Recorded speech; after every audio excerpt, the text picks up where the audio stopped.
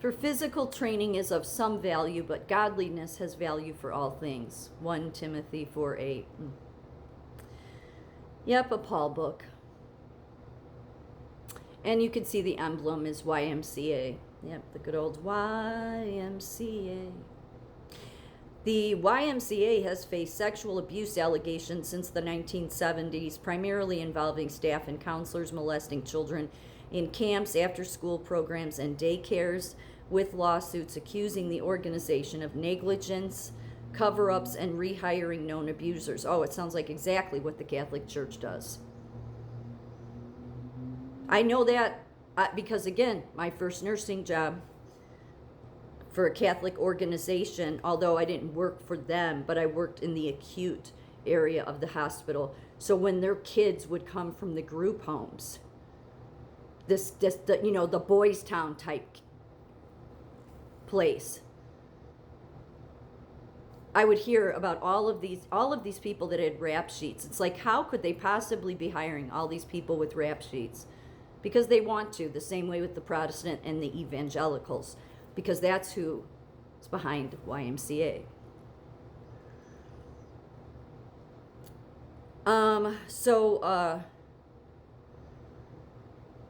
In Washington at Camp Seymour in the 1970s, counselors Ken Baines and Randy Tollefson abused boys ages 7 to 10.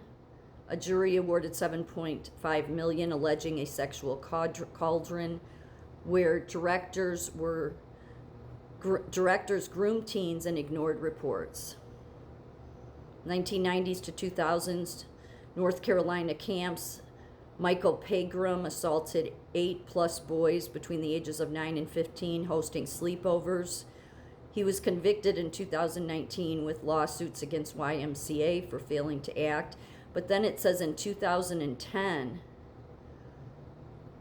in an Indiana daycare, Michael Begin molested 20 children ages 3 to 8 and pleaded guilty and got 30+ years. Suit claims continued employment post police probe. 2023, a Buffalo verdict awarded $65 million to a woman abused daily, ages 7 through 15, by a counselor, James Jackson. In 2024, cases included Nehemiah Garcia raping minors at the Florida YMCA. Settlements are often confidential, no national tally, but patterns involve grooming via authority. So, the way this gets started is from a Protestant. Well, really, it's all the same problem that goes back to the Anglican Church, the Church of England. His name was George William, and he started out as an Anglican, and then he converted to Congregationalist, Protestant, Evangelical. So the thing is that that's who started the YMCA. And here, this is how the devil just attacks your children at every end. Will get you some way. Is the Catholics won't allow, you can't go here because they don't have enough of a hierarchy, even though they do the same thing they do. So when Jesus told you where you were living, when he said there are wolves in sheep's clothing, he did not mean other religions. He knew you would recognize those as not having anything to do with him. It was the Christian denominations he was warning you of, because you weren't going to need them if you were following him. But instead, everybody follows the church. And so then this abuse continues. And nobody is ever the wiser that this is how the Protestant evangelicals abuse the children, while the Catholic Church does the same thing. But to add to everything, well, this is a part of YMCA, muscular Christianity, yeah. Like your Christian nationalism, your Pete Hegseth types, the people that are ugly inside and out.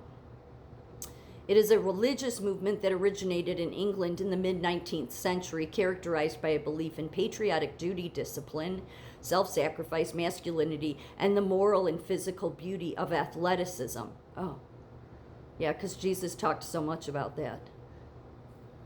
No, God didn't talk about that. What did God talk about? With that, this is the problem, the flesh. Yet this is the Vatican. It's not like you can walk anywhere in the Vatican without turning every corner, and they have an obsession with needing to see the male body parts on full display everywhere. This is the same thing as your muscular Christianity, the obsession with the flesh. And then, of course, the early church father, Tertullian himself, in the 100th century, or I'm sorry, not the 100th century, the 1st century, he said this about women. You are the devil's gateway. You are the unsealer of that forbidden tree. You are the first deserter of the divine law. You are she who persuaded him who the devil was not brave enough to approach. Oh, sit down. You think the devil is afraid of approaching this? This is who you all are. No. But men, like that early church father who I just said, who read that has been carried on, because where was it carried on before then? Because of the men before that. Of course they want to suppress women. They want to continue, even though Jesus came and lifted the curse, although that church father was too stupid to realize it. And men just said, no, we want to still oppress women because they are the danger. No, clearly you are.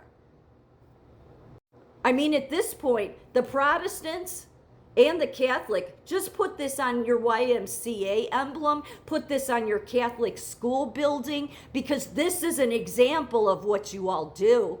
And if you think God doesn't know it, think again. He's coming. Oh, he's coming.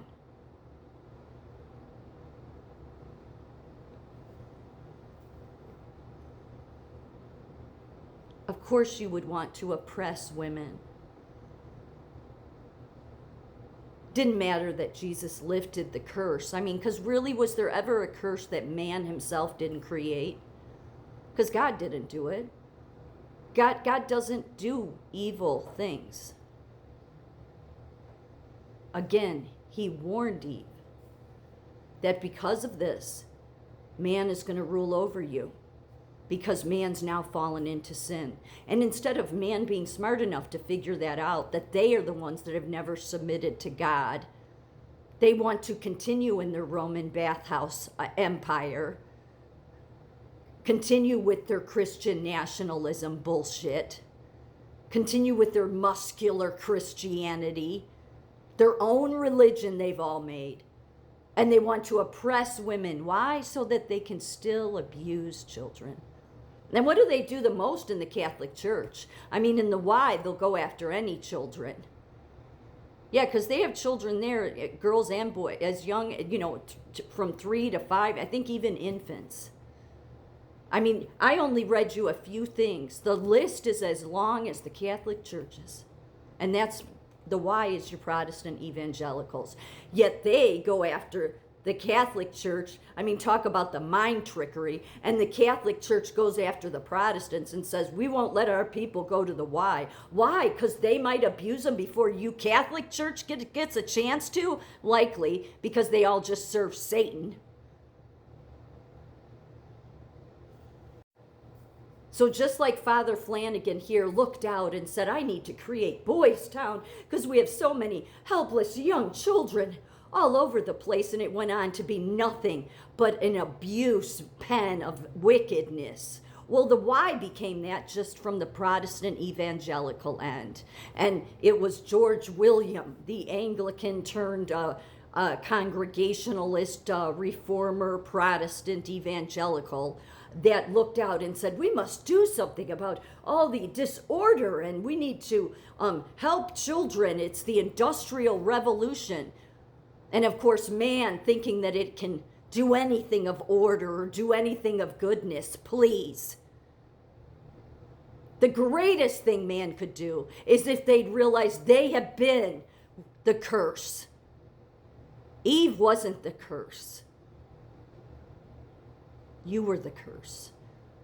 Do you think that maybe now after 6,000 years you could maybe get a clue? You Christian nationalist fools. so that we can come up out of your kingdom.